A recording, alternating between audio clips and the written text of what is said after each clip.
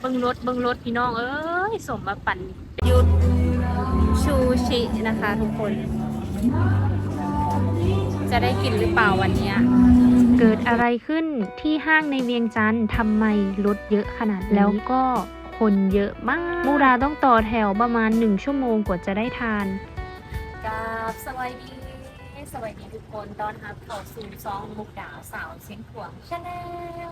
คลิปวิดีโอนี้น้องมุกดาจะพาทุกคนมาย่างเลาะอยู่ที่ห้างภาคสั้นเซอร์วาได้ยินว่าเพิ่นจัดงานอาหารนั่นเองเรามีทั้งอาหารทั้งฝั่งลาวฝั่งไทยที่ว่าเพิ่นมาจัดอยู่ในงานนี้นะพี่น้องแล้วจะพาทุกคนเบิ่งภาพบรรยากาศในวันเด็กน้อยสากลเนื่องจากว่าวันเด็กน้อยสากลนี้จะเป็นวันที่หลายๆคนเนาะพาลูกพาครอบพาครัวพาลูกเต้าเราก็อย่างต่างๆเนาะมายางอยู่ในห้างอย่างซี่นะตอนมุกดามากันรถติดแห้งทุกคนไปเบิ่งคลิปตอนมากันก่อนป้าทุกคนรถติดแหงเด้อพี่น้องจะพาทุกคนไปห้างภาคสั้นนะจะพาทุกคนไปห้างภาคสั้นทุกคนฝนกระตุกรถกระติดฝนตกเอาแท้เอามาพี่น้องแล้วก็รถติดนำเด้อมื้อนี้นะพี่น้องเอ้ยเฮ็ดอะไรเนาะพี่น้องเขาสิไปฮอดอยู่บ่เพิ่นมาจัดงานอาหารเด้อพี่น้องเด้ออยู่ที่ห้างภาคสั้นเนาะเพิ่นมาจัดงานอาหารอยู่ที่ห้างภาคสั้นนั่นเองเด้อพี่น้องได้ยินว่าเป็นพี่ๆคนไทยเนาะที่ว่าเพิ่นมาจัดนะพี่น้องแล้วก็นอกจากจะเป็นพี่ๆคนไทยแล้วนะทุกคนนะยังเป็นห้านทางฝั่งลาวน้ำทั้งสองฝั่งเนาะสองฝั่งลาวไทยเพิ่นมาเปิดห้านอยู่ที่ห้างนั่นเองเนาะเพื่อเป็นการต้อนรับในมื้อวันเด็กน้อยสากลเด้อเบิ่งรถพี่น้องเอ้ยสมมาปั่นเป็นวันเด็กน้อยพ่อแม่เนาะเพิ่นก็พาลูกพาหลานเพิ่นมาเนาะมายางอยู่ในห้างแห่งนี้นะพี่น้องเอ้ย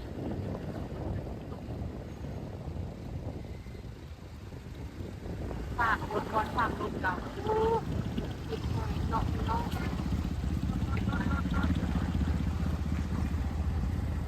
จอดนี่ก็จอดอยู่นะมีคนฝากรถจากกระสีป้าพี่น้องความว่ารถหลายรถเต็มเอาแท้เอาว่าอยู่ที่ห้างภาคสั้นนะพี่น้องนะนี่นะทุกคนนะคือรถหลายแห้งพี่น้องป้ารถหลายรถเต็มเอาแท้เอาว่าอยู่ที่ห้างภาคสั้นเนาะเนื่องจากว่าเป็นมื้อที่ว่าได้หลายคนเนาะพาครอบพาครัวเพิ่นมานั่นเองเด้อพี่น้องเด้ออีกฝากนี้ก็คือกันเนาะ นี่แหละทุกคนส่วนสีมาฮอดเนาะมุกดากับขี่รถจักรมาแล้วขี่จักรยานยนต์มาเนาะทุกคนเนาะค่ะมันจอดไว้อยู่ทั้งหน้าเลย แล้วบอนจอดรถนะทุกคนเต็มบอนจอดรถนะเต็มเบิดเลยแล้วเราต้องได้จอดเรียบแคมทางมานั่นเองเนาะอันนี้ก็จะถึงห่างครับสั้นเลยทุกคนแล้วตรงนี้จะเป็นอพาร์ตเมนต์อย่างต่างๆเนาะแล้วฝั่งนี้ก็จะเป็นห้างช่วงมึงเนี่ยเอาให้วานคนโบทันได้เข้าไปข้างในเนาะข้างในคนเต็ม3 ซักจะเป็นคนเต็ม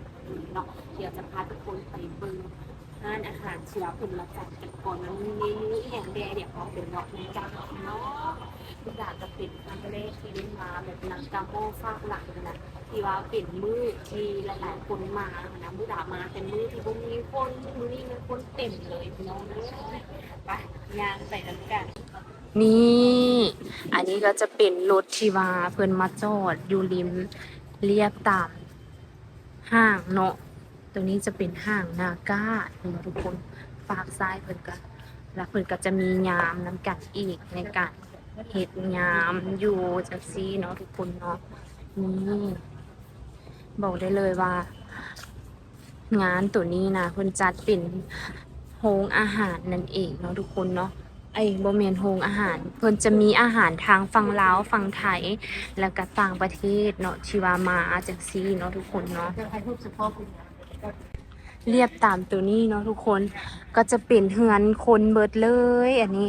เฮือนคนที่ว่าเป็นเฮือนของคนนครหลวงเวียงจันทน์เบิดเลยเด้อพี่น้องเด้อฝากนี่เนาะฝากนี่ก็คือกันเนาะพี่น้องและตัวนี้จะเป็น ทางในอยู่ในห้างเลยตัวนี้นะฟ้าก็อึมครึมมาเอาแท้เอาว่าฟ้าอึมครึมมาเอาแท้เอาว่าฟ้าดีเนาะทุกคนเนาะเบิ่งโอ้ท้องฟ้าฝนสิตกแล้วพี่น้องฝนใกล้สิตกแล้วตอนนี้นะเบิ่งดูอากาศเป็นแบบนี้เนาะอากาศของนครหลวงเวียงจันทร์เนาะทุกคนเนาะนี่อันนี้ก็จะเป็นฮอดจุดที่ว่าเขาจะไปแล้วจุดที่เขาจะไปก็คือจะเป็นงานอาหารที่ว่าเป็นจัดขึ้นนั่นเองพี่น้องเด้อเดี๋ยวนำมุกดาไปพร้อมๆกันเนาะมื้อนี้ป้าทุกคนยางเข้ามาก็จะเป็นเห็นห้านตัวนี้ทีแรกเลยทำอิฐมุกดากระตกใจบ่คิดว่าคนจะหลายป่านนี้ในงานเทศกาลอาหารที่ทางพี่ๆฝั่งไทยเพื่อนได้มาจัดบูธอยู่ทางฝั่งลาวอยู่ที่ห้างพักสั้นนั่นเองทุกคนห้านเด็ดห้านดังจากทางประเทศไทยเพิ่นก็เอามาวางจำหน่ายอยู่ที่นากามอแห่งนี้นั่นเองมื้อนี้มุกดาก็ตกใจว่าอ้าวคนคือหลายแท้แต่อีกทีนึงก็มาคิดได้ว่าอ๋อมื้อนี้เป็นวันเด็กนั่นเองทุกคนมีทั้งคนลาวคนไทยแล้วก็คนต่างประเทศที่ว่าเพิ่นมาวางจำหน่ายห้านอาหารหรือว่าสินค้านั่นเองเนาะห้านเด็ดห้านดังจากฝั่งไทยเพิ่นก็มานั่นเองมุกดาก็บ่รอช้าไปเลาะกันเลยทุกคนไปเลาะนาที่นี่ก็แม่นพบพ่อห้านที่ว่าตัวเองถูกใจหลายแฮงบ่ว่าจะเป็นคาทายุทธชูชิแบบนี้เนาะหรือว่าจะเป็นห้านอื่นๆที่ว่าเพิ่นมาขายเป็นเอกลักษณ์ที่แบบว่าบ่คิดว่าเพิ่นจะเอามาวางจำหน่ายหรือว่ามาวางขายอยู่ที่สปป.ลาวในมื้อวันเด็กคนนี่หลายแฮงเด้อทุกคนเด้อมีทั้งเด็กน้อยลูกเด็กลูกแดงอีหยังต่างๆนานานี่ตัวนี้จะเป็นหมูทอดเสียบไส้เนาะเพิ่นก็จนเฮ็ดนำบ่ทันอันนี้จะเป็นปลาหมึกนั่นเองเด้อทุกคนเด้อซึ่งว่าจะเป็น1สตรีทฟู้ดนั่นเองมุกดาก็มักซื้อห้านนี้ส่วนหลายนะเขาเจ้าจัดงานอาหารมื้อใดนะเพิ่นจะมักมาเลยแล้วก็ยังมีพวกหมาล่าแล้วก็ยังมีพวกไส้กรอกอีหยังต่างๆเนาะคนนี่แน่นที่สุดเลยมุกดาก็ตกใจว่าเฮ็ดแนวใดสิไปยืนคิวแนวใดในห้านที่ว่าเฮามักค่ะนะจะมีโรตีนำเด้อทุกคนหลักก็จะมีอาหารทางฝั่งลาวด้วยกันอีกนะพี่ๆคนใดที่ว่าอยากมากินอาหารฝั่งลาวก็แม่นแนะนำให้มางานนี้เลยแต่ว่าตอนนี้เพิ่นจัดน่าจะหยุดจัดแล้วแต่ว่าเพิ่นมักจัดอยู่ตลอดเลยนะเจี๊ยบหยังก็มาเด้อทุกคนและอีกอย่างก็คือเพิ่นมีสถานที่ให้กับเด็กๆเด็กน้อยเนาะในการเล่นแบบนี้ส่วนหลายนะมุกดาเห็นนี่ก็จะมาเป็นครูมาเป็นครอบครัวพาเด็กน้อยพาลูกเต้าเหล่าโกมานั่นเองพี่น้องและที่สำคัญในธีมมื้อนี้เด้อพี่น้องจะเป็นธีมสีแดงแบบนี้อันนี้ก็จะเป็นป้ายเนาะฟู้ดเฟสติวัลเพิ่นจัดเข้ากับวันเด็กเลยในวันเด็กน้อยสากลที่ผ่านมานี้เพิ่นก็จัดเข้ากับวันนี้เลยนอกจากจะเป็นอาหารแล้วยังมีเสื้อผ้ายังมีเครื่องประดับยังมีเครื่องกิฟต์ช็อปหลากหลายอันและร้านนั่งหั่นน่ะมุกดาก็พยายามซอกบอนนั่งแล้วทุกคนแต่ว่าหาบอนนั่งบ่ได้เลยเนื่องจากว่าคนหลายมุกดาคิดว่าน่าจะมาจากต่างแขวงแน่แบบนี้เนาะอันนี้ก็จะเป็นห้านปลาหมึกก็คือเพิ่นจะจัดเป็นธีมสีแดงหมดเลยนะตามที่ว่ามุกดาเห็นบอกได้เลยว่างานนี้นะทั้งมวลทั้งแซ่บสุดๆเลยมุกดาก็จะไปจองคิวในหลายห้านเพราะว่าเขาต้องได้ยืนต่อคิวได้คันเป็นห้านดังแน่จังซี่ก็เลยว่ามาแวะห้านเนาะคานิคานิตัวนี้นะเพิ่นจะเฮ็ดเป็นไส้กรอกอีสานไส้กรอกอีสานตัวนี้จะเป็นไส้ใหญ่ๆเลยเนาะจะบ่เป็นไส้กรอกอีสานน้อยๆหั่นนะเป็นตาแซ่บเอาแท้ว่าหอมกินนี่นะจะหอมกลุ่นหมดเลยเด้อทุกคนปกติน่าจะมักกินไส้กรอกอีสานที่ว่าเป็นโตน้อยๆแต่ว่าตัวนี้โตใหญ่แบบจุใจเลยแล้วเพิ่นขายหั่นนะราคาบ่ได้แพงเลยทุกคนคิดว่ามันจะแพงแบบ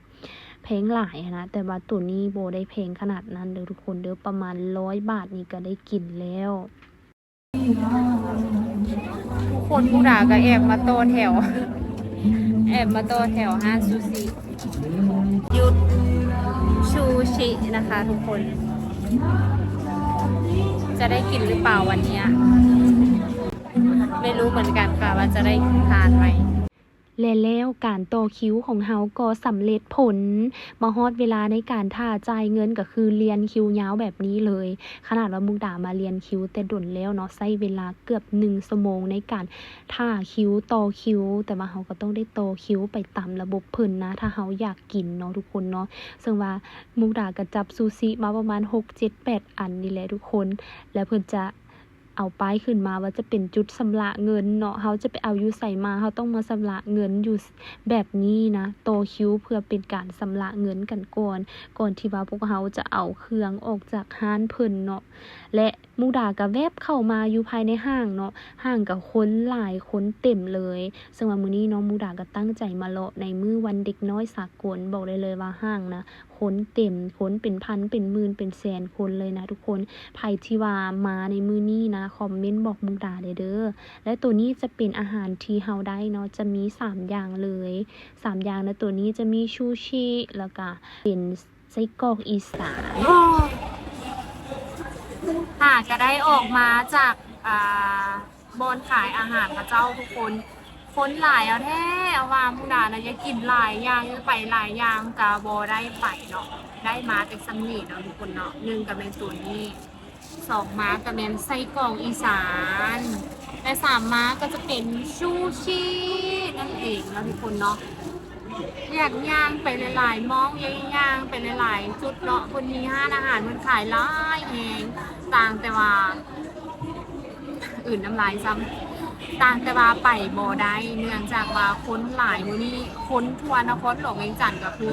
มาซุ่มอยู่ในนี่หมดเลยนะทุกคนนะทั่วนครหลวงเวียงจันทน์เลยเนาะก็เลยว่ามาลักลี่อยู่ในนี่เนาะอันนี้จะเป็นห้างพักสั้นขนาดว่าเข้ามาทางในนี่ก็ยังคนหลายเอาแท้เอาว่านะทุกคนนะอยากจะบอกว่าโตกใจคือกันเนาะบอกแล้วว่าคนหลายเนาะตั้งแต่ทีแรกเนาะแล้วมันจะมีชั้น1ชั้น2ชั้น3กับคนเต็มหมดเลยเต็มลิฟต์แล้วก็เต็มคันไดเลื่อน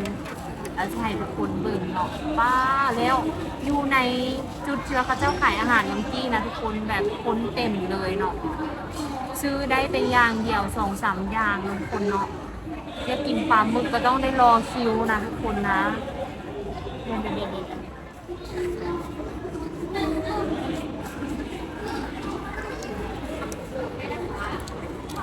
ไส้กรอกอีสานถามว่าเผ็ดในเขาเนี่ย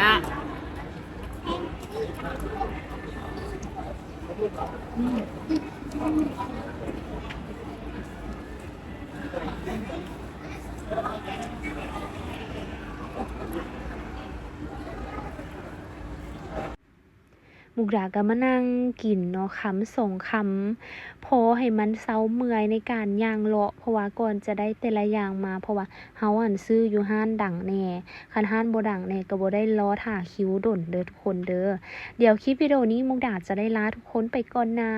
ฝากทุกคนกดไลค์กดแชร์เป็นกำลังใจให้กับช่องมุกดาสาวเสียงขวางเด้อทุกคนเดี๋ยวมุกดาจะได้อำลาทุกคนไปแท้ๆแล้วนะบ๊ายบายทุกคน